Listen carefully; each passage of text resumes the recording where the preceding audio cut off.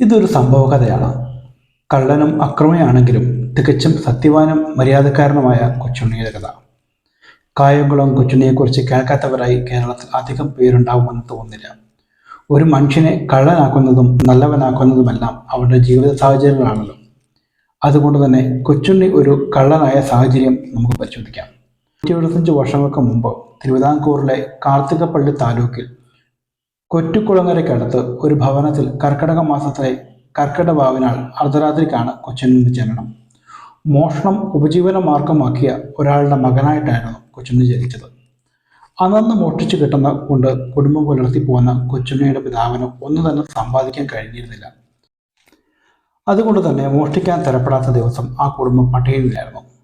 അന്നന്ന് മോഷ്ടിച്ചു കിട്ടുന്ന വസ്തുക്കൾ കൊണ്ട് മാത്രം അരിഷ്ടിച്ച് ജീവിക്കുന്ന ആ കുടുംബത്തിന് കൊച്ചുണ്ണിയെ വിദ്യാഭ്യാസം ചെയ്യിക്കാൻ യഥാകാലം കഴിഞ്ഞില്ല എന്ന് പറയുന്നത് അത്ഭുതപ്പെടാനില്ലല്ലോ.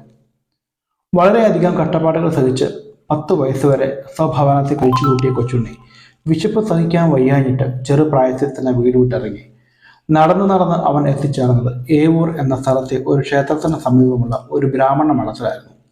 കൊച്ചുണ്ണിയുടെ കഥകൾ കേട്ട ഗ്രഹനാഥനായ ബ്രാഹ്മണൻ മനസ്സിലാക്കി. അദ്ദേഹം അവന് വയറ് നിറയെ കഞ്ഞി കൊടുത്തുവെന്ന് മാത്രമല്ല, വലിയ വീട്ടിൽ പീടിക എന്ന പ്രസിദ്ധമായ ഒരു കടയിൽ പണി വാങ്ങിക്കൊടുക്കുകയും ചെയ്തു. പീടികയിൽ തന്നെ ഏൽപ്പിച്ച ഏതൊരു പണിയും കൊച്ചുണ്ണി വൃത്തിയായി ചെയ്തുകൊണ്ടിരുന്നു. കൊച്ചുണ്ണിയുടെ ഭക്ഷണം, വസ്ത്രം, ഈ വക കാര്യങ്ങൾ യാതൊരു ബുദ്ധിമുട്ടും അവിടെ ഉണ്ടായിരുന്നില്ല. ദിവസങ്ങൾ കഴിയും തോറും പീടികയുടെ മുതലാളിക്ക് കൊച്ചുണ്ണിയിലുള്ള വിശ്വാസം വർദ്ധിച്ചു വന്നു. കൊച്ചുണ്ണിയെ ഏൽപ്പിക്കുന്ന ഏതൊരു പ്രവൃത്തിക്കും അവൻ പ്രത്യേകമായ ഒരു വാസനയും ആത്മാർത്ഥതയും അതീവ ജാഗ്രതയും ഉണ്ടെന്ന് മനസ്സിലാക്കി മുതലാളി 2-3 വർഷം കൊണ്ട് പീടികയിലെ സകല ജോലികളും അതിൻ്റെ ചുമതലകളും കൊച്ചുണ്ണിക്ക് നൽകി. ഒരിക്കൽ മുതലാളി കച്ചവട സാധനങ്ങൾ വാങ്ങിക്കാൻ കൊച്ചുണ്ണിയെയും കൂട്ടി ആലപ്പുഴയ്ക്ക് പോയി. സാധനങ്ങൾ വാങ്ങി വള്ളത്തിലാക്കി തിരികെ പുറപ്പെടുമ്പോൾ മാർഗമധ്യേ ശക്തമായ കാറ്റും മഴയും തുടങ്ങി. ഇളകമറിയുന്ന ഓളങ്ങൾ വഞ്ചിയിൽ വെള്ളം അടിച്ചു കയറ്റി. വഞ്ചിക്കാരൻ പഠിച്ച പണി 18 നോക്കി. കഴുക്കോൾ കുത്തിയിട്ടും വഞ്ചി നിയന്ത്രിക്കാൻ സാധിച്ചില്ല. സാധനങ്ങൾ നഷ്ടമായാലും ജീവൻ കിട്ടിയാൽ മതി എന്ന് പറയുന്ന വഞ്ചിക്കാരനും മുതലാളി കൂടി മറുപടി കൂട്ടിയപ്പോൾ അവരെ സമാധാനപ്പെടുത്തിക്കൊണ്ട് കൊച്ചിന് പറഞ്ഞു, നിങ്ങൾ ബഹളം കൂട്ടാതെ ഇരിക്കാമെങ്കിൽ വള്ളം ഞാൻ കരയ്ക്കടുപ്പിച്ചോളാം. പടച്ചവൻ നമ്മളെ കൈവിടത്തില്ല. ഈ സ്വാതന്ത്ര്യ വാക്കുകൾ പറഞ്ഞ കൊച്ചുണ്ണിയുടെ ധൈര്യസമേതം വെള്ളത്തിൻ്റെ അമർത്തി എന്ന് കൊഴുക്കോലെടുത്ത് ഊന്നി തുടങ്ങി. അത്ഭുതമെന്ന് പറയട്ടെ, കാറ്റും കോളും വകവയ്ക്കാതെ ആ വെള്ളത്തെ അനുസരണയുള്ള കൊച്ചുകുട്ടിയെന്ന പോലെ കൊച്ചുണ്ണിയെ കരയ്ക്കടുപ്പിച്ചു. ഈ സംഭവം കൊച്ചുണ്ണിയുടെ ജീവിതത്തിൽ പല മാറ്റങ്ങളും വരുത്തി. ഇതിനു മുമ്പ് ഒരിക്കലും വള്ളത്തിൻ്റെ കഴുക്കോൽ കൊത്തി പരിചയമില്ലാത്ത കൊച്ചുണ്ണി ഒരു പ്രയാസവും കൂടാതെ വള്ളം കരയ്ക്കടുപ്പിച്ചത് അവന് സകല പ്രവൃത്തികൾക്കും പ്രത്യേക വാസന ഉണ്ടായിരുന്നത് കൊണ്ടാകാം. എന്തായാലും ആലപ്പുഴയ്ക്കും കൊച്ചിക്കും പോകുമ്പോൾ മുതലാളിയുടെ വെള്ളക്കാരനായി കൊച്ചുണ്ണി മാറി. എന്ന് മാത്രമല്ല, അന്ന് വരെ കൊച്ചുണ്ണിയുടെ നിത്യവൃത്തിക്ക് മാത്രം കൊടുത്തുകൊണ്ടിരുന്ന മുതലാളി അത് പോരെന്ന് തോന്നിയാൽ പ്രതിമാസം ഒരു ചെറിയ സംഖ്യ ശമ്പളമായും അവൻ കൊടുത്തു തുടങ്ങി. ശമ്പളം വാങ്ങിയാൽ ഉടൻ തന്നെ വീട്ടിൽ കൊണ്ടുപോയി മാതാപിതാക്കളുടെ കൈ കൊടുക്കുകയല്ലാതെ സ്വന്തമായി സമ്പാദിക്കാനൊന്നും കൊച്ചുണ്ണി മുതിർന്നില്ല. അക്കാലത്ത് ഒരു തങ്ങൾ കായംകുളത്ത് താമസമാക്കി ചില മുഹമ്മദീയരെ ആയുധാഭ്യാസങ്ങളുമായി കായികാഭ്യാസങ്ങളുമെല്ലാം പരിശീലിപ്പിക്കുന്ന ഒരു വിവരം കൊച്ചുണ്ണി അറിയാനിടയായി. തനിക്കും അത് പഠിച്ചാൽ കൊള്ളാമെന്ന് കരുതി ഒരു ദിവസം പീടികയിലെ ജോലികളെല്ലാം തീർത്ത് കായംകുളത്ത് ചെന്ന് തങ്ങളെ കണ്ട് ആഗ്രഹം പ്രകടിപ്പിച്ചു. എന്നാൽ കൊച്ചുണ്ണിയെയും കുടുംബത്തെയും നന്നായി അറിയാമെന്ന തങ്ങൾ പറഞ്ഞു, നിന്നെ ഞാൻ ഒരു വിദ്യയും പഠിപ്പിക്കില്ല. ഒന്നും പഠിപ്പിക്കാതെ തന്നെ നിന്റെ അച്ഛൻ അക്രമിയായി തീർന്നു. ആ അച്ഛൻ്റെ മകനായ നീയും അതിനേക്കാൾ വലിയ അക്രമിയാകാനാണ് സാധ്യത. നിന്നെ ഈ വിദ്യകൾ കൂടി പഠിപ്പിച്ചാൽ നീ ലോകം പഠിപ്പിക്കും എന്നതിനായി യാതൊരു സംശയമില്ല. ആപത്തുകൾ സൃഷ്ടിക്കുന്നതല്ല, മറിച്ച് ആപത്തുകൾ തടുക്കാനാണ് ഞാൻ ശിഷ്യർക്ക് വിദ്യ പറഞ്ഞു കൊടുക്കുന്നതെന്ന്. അതിനാൽ നിനക്ക് പോകാം. പാവം കൊച്ചുണ്ണി. മോഷണം എന്തെന്നറിയാത്ത അവൻ്റെ മനസ്സ് എന്തുമാത്രം വേദനിച്ചിട്ടുണ്ടാവും. എന്നിരുന്നാലും അഭ്യാസം പഠിക്കുക എന്ന ഉദ്യമം അവൻ ഉപേക്ഷിച്ചില്ല. രാത്രികാലങ്ങളിലായിരുന്നു തങ്ങൾ ശിഷ്യരെ അഭ്യസിപ്പിച്ചിരുന്നത്. അത് കൊച്ചുണ്ണിയെ സംബന്ധിച്ച് തികച്ചും അനുഗ്രഹീതമായി എന്ന് പറയാതെ വയ്യ. പീടികയിലെ ജോലികളെല്ലാം കഴിഞ്ഞ അത്താഴം കഴിച്ച് നിത്യവും ആരും അറിയാതെ തങ്ങളുടെ കളരിക്ക് സമീപം ഒളിഞ്ഞിരുന്ന് അവിടുത്തെ അഭ്യാസങ്ങളെല്ലാം അവൻ കണ്ടുപിടിച്ചു. അതിബുദ്ധിമാനായ കൊച്ചുണ്ണിയെ സംബന്ധിച്ചിടത്തോളം ആ കാഴ്ച മാത്രം മതിയായിരുന്നു എല്ലാ വിദ്യകളും വശമാക്കാൻ. കൊച്ചുണ്ണിയുടെ ഒളിഞ്ഞിരുന്ന പഠനം ഒരുനാൾ ശിഷ്യന്മാർ വഴി തങ്ങൾ അറിയാനിടയായി. അദ്ദേഹം കൊച്ചുണ്ണിയെ വരുത്തി കണ്ടുപിടിച്ച വിദ്യകളെല്ലാം പരീക്ഷിച്ചറിഞ്ഞു.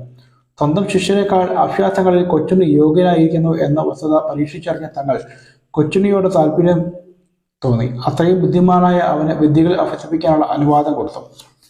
അങ്ങനെ കൊച്ചുണ്ണി രാത്രി തോറും കളരിയിൽ ചെന്ന് വിദ്യ അഭ്യസിച്ചു തുടങ്ങി. എന്നിരുന്നാലും പീടികയിലെ ജോലികൾക്ക് യാതൊരുവിധ വിഗ്രഹമോ അമാന്തമോ അവൻ വരുത്തിയില്ല. തങ്ങളുടെ ശിക്ഷണത്തിൽ ചുരുക്കം നാളുകൾക്കുള്ളിൽ തന്നെ വെട്ട്, തട മുതലായ ആയുധാഭ്യാസങ്ങളും ഓട്ടംചാട്ടം, മറച്ചിൽ, തിരിച്ചിൽ ഇതാദ്യമായി കായികാഭ്യാസങ്ങളും കൊച്ചിന് വശമാക്കി.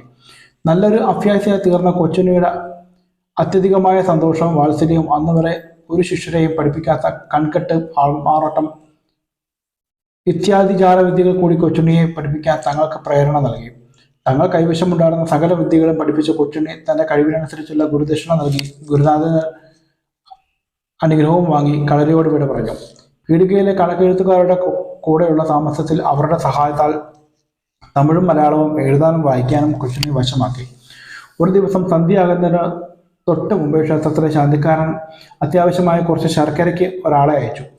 പീടികയിലെ ശർക്കര ഒന്നും അവശേഷിച്ചിരുന്നില്ല. പക്ഷേ പീടികയ്ക്ക് അടുത്തുള്ള മുതലാളിയുടെ വീട്ടിൽ ശർക്കര ശേഖരിച്ചിട്ടുണ്ടായിരുന്നു. വീട്ടിൽ ചെന്ന് കുറച്ച് ശർക്കര എടുത്തുകൊണ്ടുവരാൻ മുതലാളി കൊച്ചുണ്ണിയെ വീട്ടിലേക്ക് വിട്ടു. കൊച്ചുണ്ണി വീട്ടിൽ ചെന്ന സമയം വലിയ ചുറ്റുമുതലോട് കൂടിയ പടിപ്പുര അടച്ചുപൂട്ടി മുതലാളിയുടെ വീട്ടുകാർ എവിടെയോ പോയിരുന്നു. പലവർക്ക് വിളിച്ചിട്ടും ആരും വിളിക്കേക്കാതിരുന്ന കൊച്ചുണ്ണി പാത്രവും കൊണ്ട് പുറകു മറിഞ്ഞ് മതിൽക്കെട്ടിനകത്ത് കടക്കുകയും വീട്ടിന് ഇറയത്ത് സൂക്ഷിച്ചിരുന്ന ശർക്കര ചാക്കിൽ നിന്നും വേണ്ടത്ര ശർക്കര പാത്രത്തിലാക്കി തറയിൽ വെച്ചുകൊണ്ട് മുമ്പ് പറഞ്ഞ മതിൽക്കെട്ടിന് പുറത്തെത്തുകയും പീടികയിൽ ചെന്ന് ക്ഷേത്രത്തിലേക്കുള്ള ശർക്കര തൂക്കിക്കൊടുക്കുകയും ചെയ്തു. രാത്രികാലങ്ങളിൽ കായംകുളത്ത് ചെന്ന് തങ്ങളുടെ അടുത്തു നിന്നും വിദ്യ അഭ്യസിച്ച കാര്യങ്ങളൊന്നും കൊച്ചുണ്ണി മുതലാളിയെ അറിയിച്ചിരുന്നില്ല.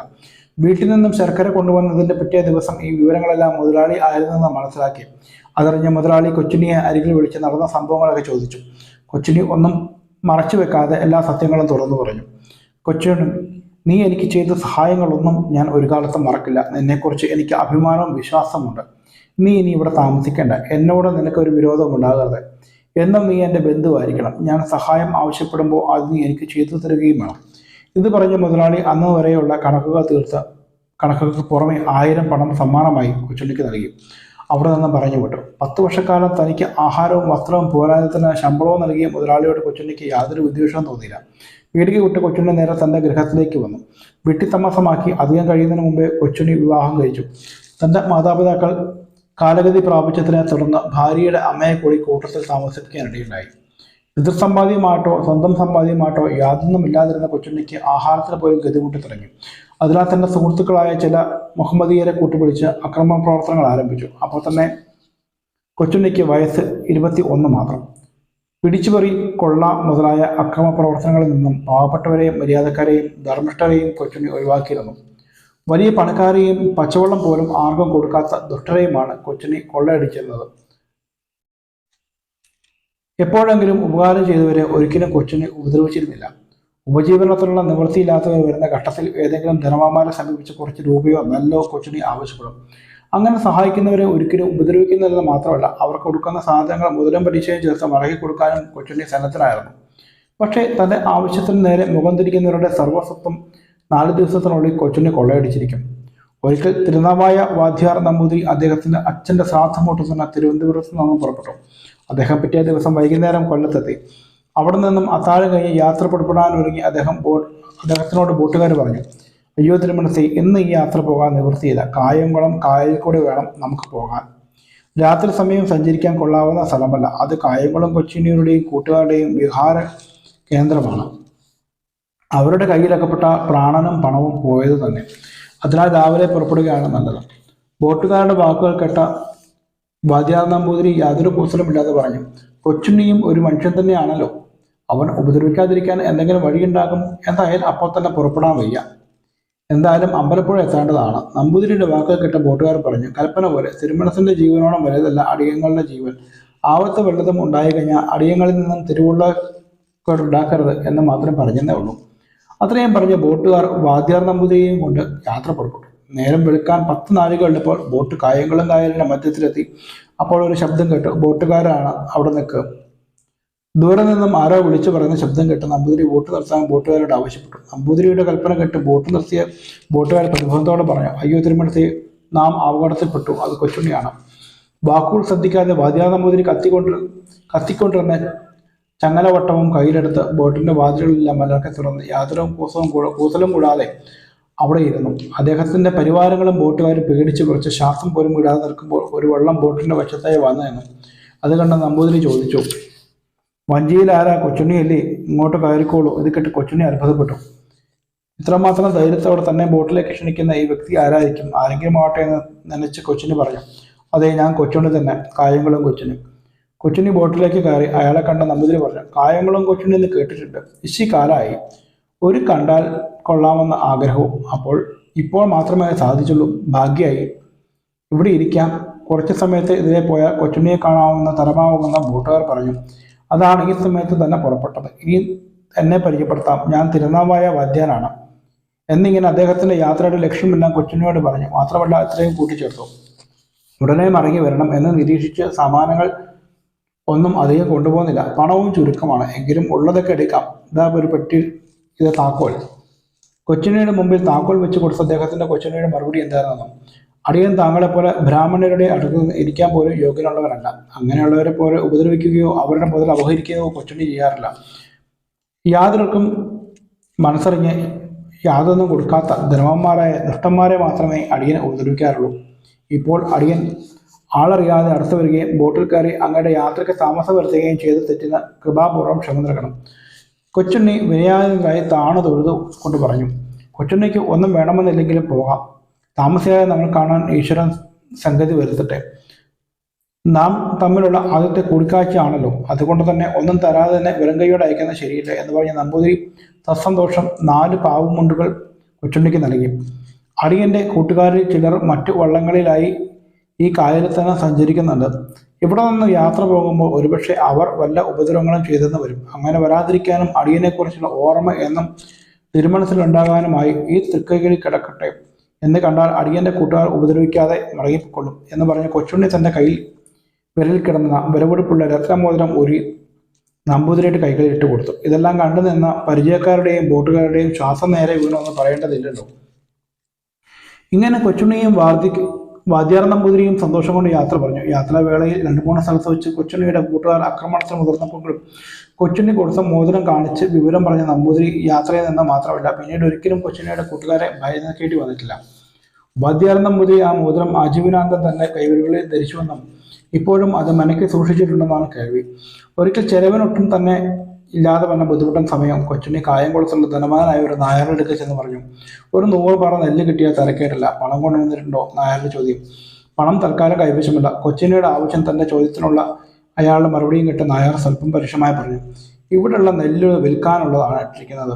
കണ്ടവർക്കൊക്കെ വെറുതെ വാരി കൊടുക്കാനുള്ളതല്ല. പണമോ അതിലില്ലെങ്കിൽ അതിനെ പറ്റിയ പണയമോ കൊണ്ടുവന്നാൽ നെല്ല് തരാം, അല്ലാതെ നിവൃത്തിയില്ല. തീർച്ചയാണോ? തീർച്ച തന്നെ, യാതൊരു സംശയമില്ല. നായരുടെ വാക്കുകൾ കേട്ട കൊച്ചുണ്ണി യാതൊന്നും പറയാതെ അവിടെ നിന്നും ഇറങ്ങിപ്പോയി. ഈ സംഭവം കഴിഞ്ഞ് 3-ാം ദിവസം രാത്രി കൊച്ചുണ്ണി തന്റെ കൂട്ടുകാരെയും കൂട്ടി ആ നായരുടെ വീട്ടിലെത്തി. കൊച്ചുണ്ണിക്ക് നെല്ല് കൊടുക്കാതിരുന്നതിനാൽ അവൻ മുഷിഞ്ഞാണ് പോയിരിക്കുന്നുവെന്നും അധികം വൈകാതെ അവൻ കൊള്ളയ്ക്ക് വരുമെന്ന് ഉള്ള വിചാരം നല്ലതുപോലെ ഉണ്ടായിരുന്ന നായർ അത്താഴം കഴിഞ്ഞ് ഭാര്യയെയും കുട്ടികളെയും ആഭരണങ്ങളെല്ലാം അഴിച്ചു വാങ്ങി അരയ്ക്കകത്തുള്ള പെട്ടിയിൽ വെച്ച് പൂട്ടി. താക്കോൽ ഇളകിത്തിരിക്കുകയാണ് നടന്നിരുന്നത്. ഉഷ്ണകാലമായതിനാൽ അയാളും ഭാര്യയും കുട്ടികളും ഭൂമുഖത്താണ് കിടന്നത്. മാത്രമല്ല പടിപ്പുരയിലും 5-8 പേരെ കാവലിലും നിർത്തിയിട്ടുണ്ട്. കൊച്ചുണ്ണിയും കൂട്ടരും അവിടെ ചെന്ന രാത്രി ഇപ്രകാരം ചെയ്തിരുന്നു. കൊള്ളയ്ക്കായി എവിടെ ചെന്നാലും പുരയ്ക്കകത്ത് കിടക്കുന്ന സ്വഭാവം കൊച്ചുണ്ണിക്കില്ല. കൂട്ടുകാരാണ് ആദ്യം കാര്യം നിർവഹിക്കുക. കൊച്ചുണ്ണി അത്രയും സമയം ആയുധധാരിയായി പുറത്ത് കാവൽ നിൽക്കും. ഇവിടെയും ആ പതിവ് തന്നെയാണ് ഉണ്ടായത്. പുരയുടെ പുറകുവശത്തിലുള്ള ഭിത്തി തുറന്ന കൂട്ടുകാരകത്ത് കയറി കള്ളത്താക്കോലിട്ട് അറ തുറന്നു ആഭരണ പെട്ടി കൈക്കലാക്കി. പിന്നെയും വിലപിടിപ്പുള്ള സാധനങ്ങൾ തിരയുന്നതിനിടയിൽ അടുക്കി വെച്ചിരുന്ന ഓട്ടുപാത്രങ്ങൾ മേൽ ഒരുവന്റെ കാൽത്തട്ടി. പാത്രങ്ങളെല്ലാം ഇരുണ്ടു വീണ വലിയ ശബ്ദമുണ്ടായി. ശബ്ദം കേട്ട് ഞെട്ടി ഉണർന്ന നായരും ഭാര്യയും കാവൽക്കാരെ വിളിച്ചു വിളക്കും ചൂട്ടു തെളിച്ചു. അന്ന് നായർ എളിയിൽ നിന്നും താക്കോൽ കൂട്ടമെടുത്ത് പുര തുറന്നു. എല്ലാവരും കൂടി പുരക്കകത്തേക്ക് ഓടിക്കേറി. തന്റെ കൂട്ടുകാർ കൊടുക്കുമെന്ന കാര്യം കൊച്ചുണ്ണിക്ക് ഉറപ്പായി. അയാൾ എന്ത് ചെയ്തെന്നോ? ഒരു നിമിഷം പോലും ചിന്തിക്കാതെ പൂമുഖത്ത് എന്ന് ഉറങ്ങിക്കിടന്ന കുട്ടികളെ എടുത്ത് പുരയിടത്തിന്റെ കിഴക്കഭാഗത്തുള്ള വയലിലേക്ക് ഒരയേറി. പാടത്തു നിന്നും കുട്ടികളുടെ നിലവിളി വരുന്നപ്പോൾ പുരക്കകത്ത് കയറിയവരെല്ലാം അതേ വേഗത്തിൽ പുറത്തേക്ക് വന്ന കുട്ടിയുടെ കരച്ചിൽ കേട്ട സ്ഥലത്തെ ലക്ഷ്യമാക്കി പാഞ്ഞു. ആ സമയം പാഴാക്കാതെ ആഭരണപ്പെട്ടിയുമായി കൊച്ചുണ്ണിയുടെ കൂട്ടുകാർ വീടിനുള്ളിൽ നിന്ന് പുറത്തു കിടക്കുകയും കൊച്ചുണ്ണിയും കൂട്ടുകാരും ഒന്നും സംഭവിക്കാത്ത മട്ടിൽ അവിടെ നിന്ന് യാത്രയായി. കൊച്ചുണ്ണി ആവശ്യപ്പെട്ട 100 പറ നെല്ല് കൊടുക്കാതിരുന്ന നായർക്ക് വന്ന നഷ്ടമോ 10,000-ത്തിലധികം. അപകടത്തിൽപ്പെട്ട കൂട്ടുകാരെ രക്ഷിക്കാൻ കൊച്ചുണ്ണി ഉപയോഗിച്ച ഒരു വിദ്യ നോക്കൂ. കുട്ടികളുടെ പരിക്ക് പറ്റാത്ത വിധം വയലിലേക്ക് എറിഞ്ഞു. അതേസമയം തന്നെ കൂട്ടുകാരെ രക്ഷപ്പെടുത്തുകയും ചെയ്തു. അങ്ങനെ കൂട്ടുകാർ അപകടത്തിൽപ്പെട്ടാൽ എന്ത് വില കൊടുത്തും അവരെ രക്ഷിച്ചിരുന്ന കൊച്ചുണ്ണിയെ ആ കൂട്ടുകാർ തന്നെയാണ് പിന്നീട് ചതിയിൽ ഒറ്റിക്കൊടുത്തതും. തങ്ങളുടെ അടുക്കൽ നിന്ന് അഭ്യാസമുറകൾക്ക് പുറമെ ആൾമാറാട്ടം, കൺകെട്ട് തുടങ്ങിയ ജാലവിദ്യകളും കൊച്ചുണ്ണി അഭ്യസിച്ചിട്ടുണ്ടല്ലോ. നിവൃത്തിയില്ലാതെ വരുന്ന അവസരങ്ങളിൽ മാത്രമാണ് ജാലവിദ്യ ഉപയോഗിക്കുകയുള്ളൂ എന്ന് കൊച്ചുണ്ണി തങ്ങളോട് വാക്ക് നൽകിയതുമാണ്. ആൾമാറാട്ട വിദ്യ കൊച്ചുണ്ണി ഒരിക്കൽ ഉപയോഗിച്ചു നോക്കി. അതിന് ഇടയുണ്ടാക്കിയ സംഭവം ഒന്ന് നോക്കൂ. കൊച്ചുണ്ണിയുടെ സ്വദേശത്തുള്ള സമ്പന്നനായ ഒരു നായർ പുതിയ വീട് കൂടി പണിയിച്ചു. പുതിയ വീടിന് ശക്തമായ ഇരട്ട ഭിത്തികളാണ് അയാൾ തീർപ്പിച്ചത്. ചില സുഹൃത്തുക്കൾ അതിനെപ്പറ്റി അയാളോട് അന്വേഷിച്ചപ്പോൾ നായരുടെ മറുപടി ഇതായിരുന്നു: നിങ്ങൾക്കറിയാം, ഇത് പഴയ കാലമല്ല, ഇത് കൊച്ചുണ്ണിയുടെ കാലമാണ്. ഒരു ഭിത്തി മാത്രമാണെങ്കിൽ അവൻ തുറന്നകത്ത് കയറും. ഇരട്ട ഭിത്തിയാണെങ്കിൽ അത്ര എളുപ്പമല്ലല്ലോ. ശരി തന്നെ, ചോദ്യകർത്താക്കൾ നായരുടെ ബുദ്ധി ശരിവെച്ചു. ഈ വർത്തമാനം എങ്ങനെയോ കൊച്ചുണ്ണി അറിഞ്ഞു. ഗൃഹപ്രവേശനം കഴിഞ്ഞ ഭാര്യ പുത്രാദികളോടെ കൂടി നായർ പുത്തൻപുരയിൽ താമസമാക്കി. പണത്തിന്റെ കാര്യത്തിലൊക്കെ കണിക്കശക്കാരനായ നായർ പൊന്നും പണയത്തിലല്ലാതെ ആർക്കും ഒരു ചില്ലിക്കാശ് പോലും കൊടുക്കാറില്ല. ആ നാട്ടിൽ തന്നെ താമസക്കാരനായ കൃഷ്ണപിള്ളയ്ക്ക് ഒരു ദിവസം അത്യാവശ്യമായി 1000 രൂപ വേണ്ടി വന്നു. ആ തുക നായരിൽ നിന്ന് ലഭിക്കാനായി പിള്ളയ്ക്ക് 2000 രൂപയുടെ പണയപ്പണ്ടം വെക്കേണ്ടി വന്നു. ഈ വിവരം കൊച്ചുണ്ണി എങ്ങനെയോ അറിഞ്ഞു. ഒരു ദിവസം വട്ടച്ചെലവിന് പോലും കൈ പണമില്ലാതെ വന്ന കൊച്ചുണ്ണി നേരെ നായരുടെ അടുക്കൽ ചെന്ന് പറഞ്ഞു: ചെലവിന് കാശൊന്നുമില്ല, അതിനാൽ ഒരു 100 രൂപ കിട്ടിയാൽ തിരക്കേടില്ല. കൊച്ചുണ്ണിയുടെ വാക്ക് കേട്ട നായർ: രൂപ ഞാൻ തരാം, എന്നാൽ അത് കൊച്ചുണ്ണിയെ പേടിച്ചിട്ടൊന്നും വിചാരിക്കരുത്. എൻ്റെ അക്രമം ഒന്നും ഇവിടെ പറ്റുകയില്ല. അത് കരുതി തന്നെയാണ് ഞാൻ ഈ പുര പണിയിച്ചത്. അതുകൊണ്ട് തന്നെ പുരപ്പണിക്കാലത്ത് തന്നെ അറിഞ്ഞു, ഭയപ്പെടുത്തി പണം വാങ്ങുന്ന സ്വഭാവം എനിക്കില്ല. ആവശ്യമുണ്ടെങ്കിൽ ചോദിക്കും, തന്നാൽ വാങ്ങും, തന്നില്ലെങ്കിൽ വേറെ വഴി നോക്കും. അതാണ് എൻ്റെ പതിവ്. നായർ തുടർന്നു: അതെനിക്കറിയാം, എങ്കിലും വെറുതെ കൊച്ചുണ്ണി ഇവിടെ വന്ന് വിഡിത്തം കളിക്കേണ്ട എന്ന് കരുതി പറഞ്ഞാണ്. ഇത്രയും പറഞ്ഞ നായർ കൊച്ചുണ്ണിക്ക് 100 രൂപ കൊടുക്കുകയും ചെയ്തു. നായരുടെ കയ്യിൽ നിന്നും പണം വാങ്ങി പടിയിറങ്ങിയ കൊച്ചുണ്ണി ഇങ്ങനെ ചിന്തിച്ചു: ചോദിച്ച പണം തന്നതുകൊണ്ട് നായരെ ഉപദ്രവിക്കുന്ന ഘട്ടമാണ്. മാത്രമല്ല, അത് പതിവ് വിപരീതമാണ്. പക്ഷെ തനിക്ക് അയാളെ പറ്റിക്കാൻ കഴിയില്ല എന്നുള്ള അയാളുടെ അഹങ്കാരം തീർത്തു കൊടുക്കണം. വരട്ടെ, ഇന്നല്ലെങ്കിൽ നാളെ അതിനുള്ളൊരു സമയം വരും.